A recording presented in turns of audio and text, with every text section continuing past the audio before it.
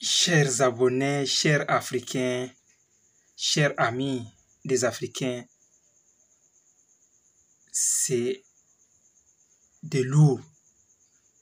Regardez ce que dit notre cher président, notre cher frère africain, notre vrai leader africain, le Burkinabé Ibrahim Traoré, avait dit à ses compatriotes lors de la 15e édition du sommet de Ferzit. Dans ses dires, Ibrahim Traoré s'est adressé aux jeunes burkinabés, à tous les burkinabés, aux entrepreneurs burkinabés, aux enseignants burkinabés, aux chercheurs burkinabés, bref, à tous ceux qui sont vraiment en train de donner corps et âme pour le bien-être de Burkina Faso. Et à travers ces messages, mon cher frère africain, ma chère sœur africaine, on voit que Ibrahim Traoré ne s'est pas seulement adressé aux Burkinabés, mais il s'est adressé à tous les Africains. Je vous laisse le temps de suivre ça. Je n'ai pas beaucoup de commentaires. Vous suivez seulement. Suivez. Et je tenais donc à féliciter tous les chercheurs, tous les enseignants, chercheurs, tous les inventeurs, tous les innovateurs, pour tout le travail qui a déjà été abattu, malgré les difficultés qui peuvent donc se trouver sur le chemin.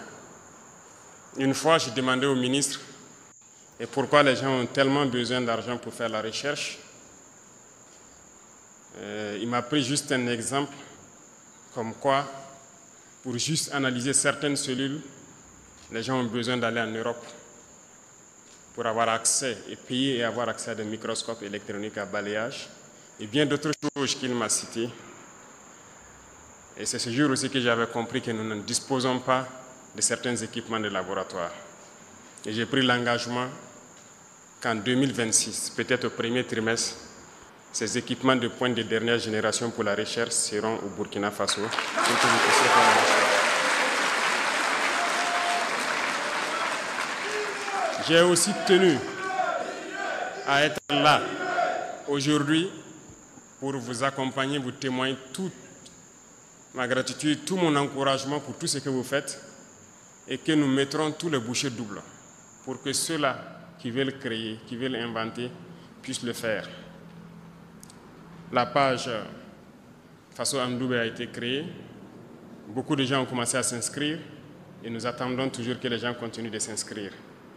Parce que nous sommes en train de construire un centre qui est dénommé Faso Bangré, où tous ces équipements seront installés et chacun qui pense pouvoir créer quelque chose pourra passer, trouver les équipements nécessaires pour mettre en place son invention, ou bien, je dirais, copier les inventions des autres. Parce que, rassurez-vous, peu importe le niveau de votre amitié, lorsque vous achetez quelque chose et qu'on vous dit qu'on vous transfère la technologie, on ne vous transfère pas tout. Bien sûr, il y a le secret de la fabrication que la personne va garder. Mais il n'y a pas de quoi s'inquiéter. Nous ne devons pas douter de nous, nos propres capacités. Certes, je vous encourage, je vous félicite, mais il ne faut pas rester à cette étape. Je ne vais pas vous caresser dans le sens des poils. Je vais peut-être être un peu dur ce matin, mais l'objectif, c'est de faire réveiller tout un chacun, surtout la jeunesse. Parce que je vais parler sans langue de bois, sans langage diplomatique encore. Bien sûr, l'Afrique est le berceau de l'humanité et c'est scientifiquement prouvé, n'est-ce pas? C'est vous les scientifiques qui avez trouvé cela. Ça veut dire que le premier homme est venu d'Afrique. Et pourquoi l'Afrique est dernière aujourd'hui? Je pense que ce sont ces débats qui devraient animer nos plateaux télé, nos espaces scientifiques, pour comprendre pourquoi l'Afrique est dernière. Vous vous êtes posé la question, je suppose. Quelque chose n'a pas marché. Et aujourd'hui, le Burkina Faso a décidé de faire la révolution. La révolution est certes idéologique, politique, comportementale, mais elle est aussi et surtout scientifique, technologique, industrielle, bref, j'en passe. il ne faut pas juste se limiter au slogan. Parce que la révolution, on parle d'endogénéité. Et quand on dit endogène, ce n'est pas juste prononcer le mot. Il faut qu'on arrive à travailler par nous-mêmes et pour nous-mêmes. Moi, je pense que Dieu est juste. Il a créé tous les hommes égaux. Nous avons les mêmes organes. Seulement, au niveau du cerveau, je pense que scientifiquement encore, que la plupart d'entre nous n'exploitent pas 10% du potentiel de leur cerveau. Et c'est en travaillant qu'on arrive à exploiter le potentiel du cerveau. Mais reconnaissons que nous sommes beaucoup paresseux. Nous ne travaillons pas.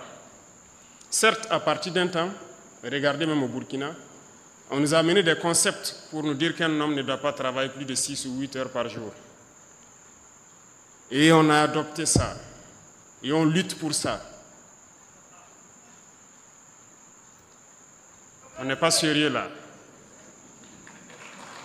Comment est-ce qu'on peut prendre ce genre de droits, si je peux dire, et vouloir pouvoir rattraper le retard que nous connaissons? Aujourd'hui, nous faisons travailler des entreprises jour et nuit. Des travaux qui se faisaient en 3 ans, on les fait en moins d'1 an. Façon Mevo travaille jour et nuit. Pour des chantiers qui devaient peut-être faire 10 mois, ils le font en 1 mois.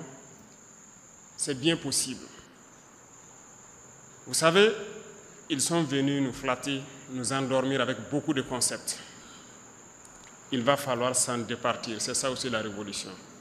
Si nous voulons rattraper notre retard, il faut qu'on se remette au travail. L'Afrique ne peut pas être le berceau de l'humanité. Dieu ne nous a pas créés bêtes. Il nous a donné tous des cerveaux autant que eux. Mais nous refusons d'exploiter le potentiel de nos cerveaux. Certes, ceux qui se distinguent par un coefficient intellectuel différent de la moyenne, au-dessus de la moyenne, je dirais, s'en sortent, mais très souvent, ils sont pêchés par les impérialistes pour aller travailler pour eux. Et par manque de patriotisme pour certains, ils acceptent partir. Pour d'autres, l'espace aussi n'était pas propice à ce qu'ils puissent s'exprimer ici. Ils sont partis. Nous nous exhortons pour ceux qui veulent revenir à revenir et travailler ici, pour leur patrie, pour leurs frères. J'ai un coup de gueule à l'endroit de la jeunesse. Il faut que nous nous réveillons. Je le dis et je vais continuer à le dire. Ne croyez pas que boire, danser, chanter, faire la fête peut nous amener à atteindre un certain niveau. À travers ce comportement, on ne peut que rester esclave, à consommer ce qu'eux ils produisent, mais surtout en leur donnant à vil prix nos richesses, notre sous-sol, parce qu'on n'a pas le choix, on ne sait rien faire. Moi, je suis venu pour encourager la recherche, pour encourager l'innovation, pour encourager la technologie. Il faut que nous puissions créer. Prenons un exemple. Nous sommes dans cette salle. Voici des brasseurs qui tournent partout. Qu'est-ce qui empêche des jeunes Burkinabés de aussi créer des brasseurs, de mettre une structure en place pour produire ces brasseurs? On peut au moins se copier. Voici les climatiseurs. Qu'est-ce qui nous empêche de le faire? Pensez-vous qu'ils sont plus intelligents que nous? La réalité est là. Comment nos ancêtres faisaient-ils pour reconnaître un sol ferralitique d'un autre sol? Comment faisaient-ils pour exploiter ce sol, extraire le fer, fabriquer leurs outils? Répondez-moi. Ils étaient donc plus intelligents que nous. Qu'est-ce qui nous rend donc de plus en plus bêtes? Il faut se poser les questions et les mots les plus justes.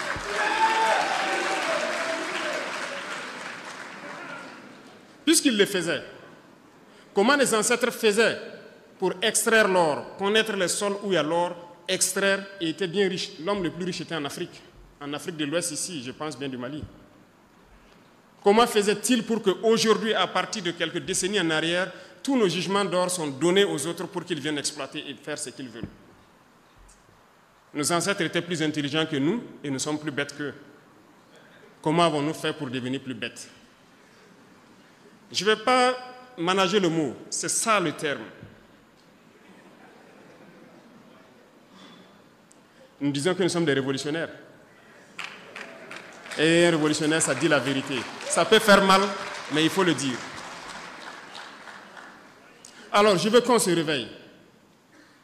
Nous ne pouvons pas continuer dans cet élan et espérer prospérer.